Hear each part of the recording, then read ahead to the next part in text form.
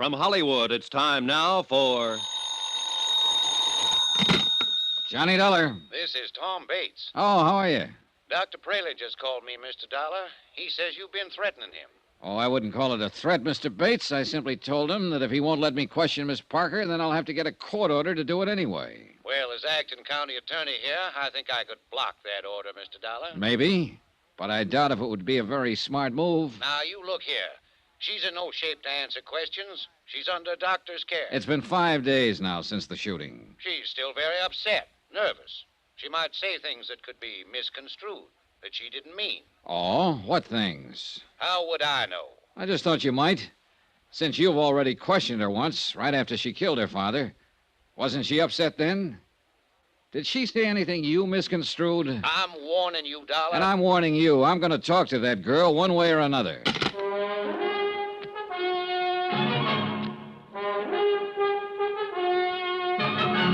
Tonight and every weekday night, Bob Bailey in the transcribed adventures of the man with the action-packed expense account, America's fabulous freelance insurance investigator. Yours truly, Johnny Dollar.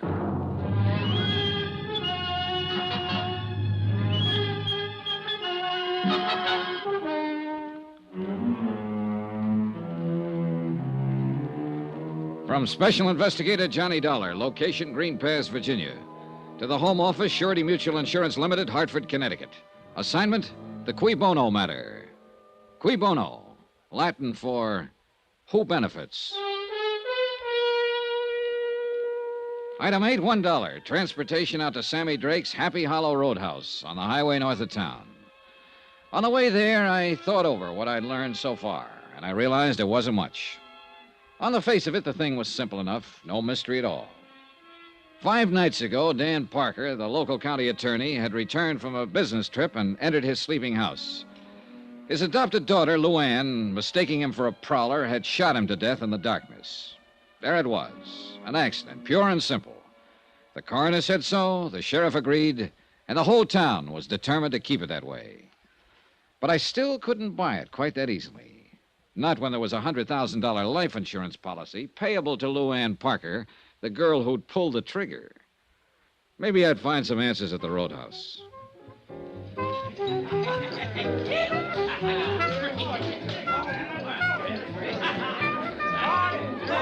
The Happy Hollow was like 1,000 other places of its kind. A neon-lighted barn set 50 yards off the road. Inside, a jukebox, a raucous bar, and a scattering of tables around a splintery dance floor. Saturday nights, a 4-piece band. Probably a game or two going on in the back room, and whatever else the local sports might demand. It was early yet, and the joint hadn't started to jump. What's the word, Mac? Save your money and buy booze. Yeah, man. Out of towner, huh? Depends on which town. Any town but this one, man. Here it's for the birds. Oh, I don't know. Looks to me like you got a good setup here. I'm eating. But it ain't easy, man. It's rough. Oh, it'll be rougher, Sammy, with a new county attorney. What's the pitch, Mitch? That's your name, isn't it? Sammy Drake? That's a crime, maybe? Oh, it might be. I don't know yet. You with the feds? No. Syndicate man? No, I'm an insurance investigator. Insurance? You mean protection? Not the kind you're talking about, Sammy. I'm here in connection with Dan Parker's death. You mean you're legit? That's right. Well, tie me up and mail me off. I thought you were somebody putting a bite on me. I am. Yeah? Yeah. I got some questions, Sammy, and I want some answers. About that Parker rubber? Right. Well, you're out of luck, Chuck. I don't know nothing from nothing about nothing. See what I mean? I got reason to think different. How so? Somebody been passing the word? Maybe. 2 get you 5. It was that Bates character. Am I in? I couldn't say. Sure it was. The new county attorney. He's got a big deal now. And he'd give his left eyeball to put the finger on me. Why so? Why has he got it in for you, Sammy? Because he thinks his doll has been... You mean the Parker girl? I forget. You want to do it the hard way, Sammy. No speak English. I can get Tom Bates to issue a warrant, you know. He'd love to have that chance. So you can either talk to me here and now, or you can talk to him and the sheriff in the basement of the courthouse. Rough and tough, huh? If that's what it takes, yes. Come on back to the office. All right. What'd you say your name was, Buzz? I didn't. It's Dollar, Johnny Dollar. Dollar, huh? Yeah, rhymes with collar. I always like to be wise to who's putting the slug on me. Come on in. Thanks. How about a drink? No, not now, thanks. Well, I guess I'll have a short one for my health. You hungry? Like a steak? Later, maybe. They're the most. This is a crummy joint, strictly for the sticks, but the food's good. Well, here's a go. Yeah. Maybe you think I'm trying to stall. I know you are, Sammy. No, not really. Not now, anyway.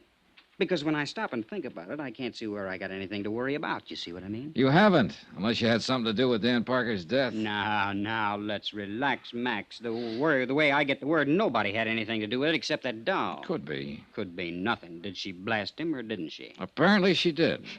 Thought he was a burglar. That's a rich one. And she's halfway right at that. Meaning? Look, Dollar, I'm on a level with you. If you got any idea that I wanted Dan Parker knocked off, you're way out there. You want to know why? I can probably guess. I'll tell you why. He was my fix in this town. 3 years I've had this place open, and I've never been touched. So why would I want to put myself out of business? Oh. How much was the payoff? $1.50 a month. Maybe you figured you could make a better deal with somebody else. Yeah? Who? Not with that stuffed shirt Bates. He's just been itching to get at me. But Parker kept a lid on him. How about the sheriff? Who knows? I'm going to give him a pitch, of course. It's my only chance now to stay in business. But I don't know if he'll play. See what I mean? All right, Sammy. Let's go back to the question I asked you outside there. Why does Bates have it in for you?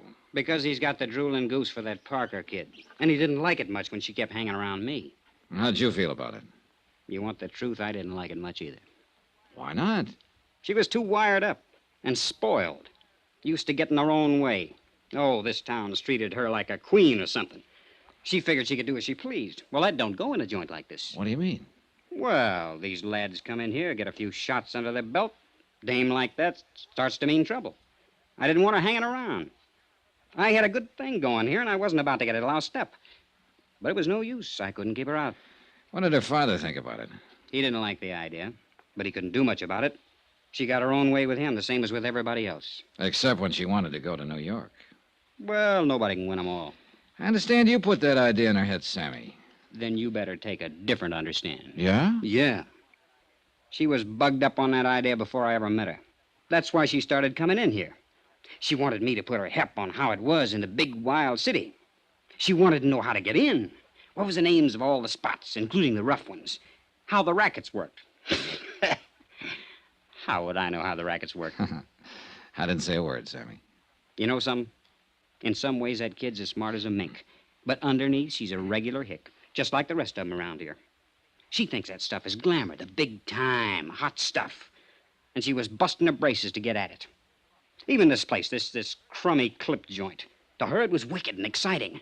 Oh, man, how square can you get? I suppose you tried to talk her out of going to New York. Do I look crazy or something? I was all for it, anywhere. As long as it got her off my neck. Oh, a beautiful girl like Lou Ann Parker on your neck and you were trying to shake her off? Oh, Sammy, I'm losing you. Oh, look, Dollar, when it comes to dames, I've got as fast an eye as the next guy. But with that chick, oh, man, I unpack my toothbrush and I stay home. Why? Why? She's got this whole town fooled. Everybody but me. A sweet little thing in ruffled rompers, bucking for a halo. Well, I got news for you, brother. She ain't. And you're the only one who really knows her. Is that what you're claiming, Sammy? Sure. It's a big laugh. But that kid's smart. And inside, she's colder than a fish. I'm a fairly tough baby, Dollar, but I'll tell you something straight. I'm scared of that girl. Expense account item 9, $6.90. Steak and incidentals at the Happy Hollow Roadhouse. And Sammy Drake was right. The steak was good. Item 10, $1.75. Transportation out to the Green Pass Railroad Depot, 3 miles east of town. I tried to see that night station agent earlier in the day, but he was sleeping then. But it was nearly midnight now, and I figured he'd be on duty. He was. Good evening, sir. Hold it, son. Got a message come in here. Yes, sirree. Old number 8's going to be right on time. I'm glad to hear it. I want to... Hold it, son. Got to answer it, you know. Mighty important business getting these here trains through. Yes, I imagine it is. Yeah, hold it! Yes, sir. Right on time. Be here in about 2 minutes now. Well, son, what's on your mind? I wondered if you were on duty the night Dan Parker got back in from Richmond, the night he was killed. Oh, yes, indeedy. You must be that fella Sheriff Jim Peterson was telling me about.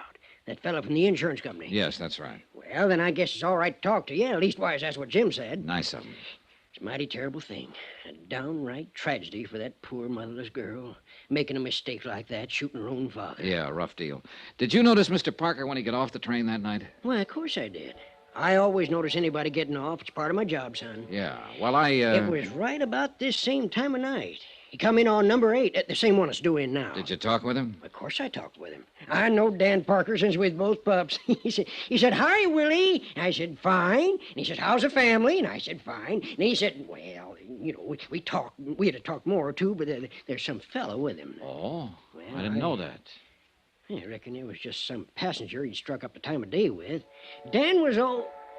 There. You hear that, son? She's a-coming across the Briar Creek Bridge right now, right on time, Well, too. look, what happened to this stranger? Did he and Dan Parker leave the station together? Oh, no. No, they just talked while the engine was taking on water. The fella got back on the train before it pulled out. He's just going through. Did you hear what they were talking about? No, can't say that it did, son.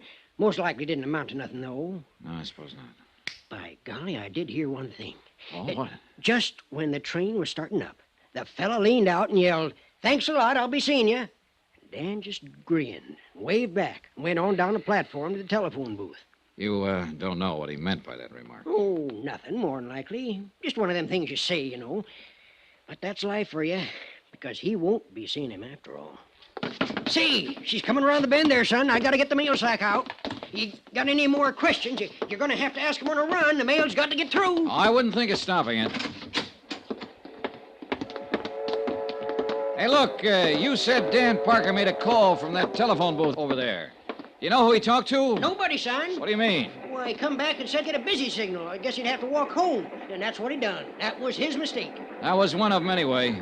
You got any more questions? I reckon they'll have to wait. I haven't got any more. How's that, son? I said thanks a lot. What for? Well, there you got me. I don't know.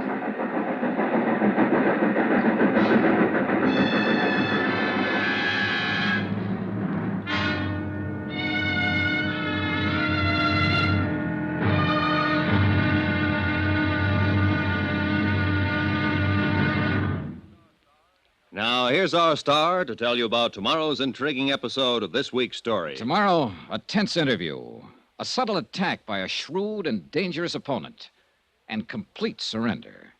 Join us, won't you? Yours truly, Johnny Dollar.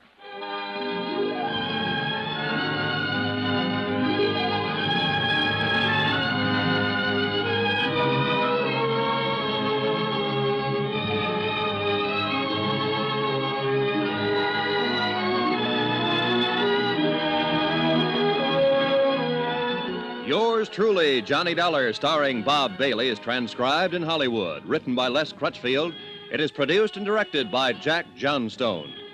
Be sure to join us tomorrow night, same time and station, for the next exciting episode of Yours truly, Johnny Dollar. Roy Rowan speaking.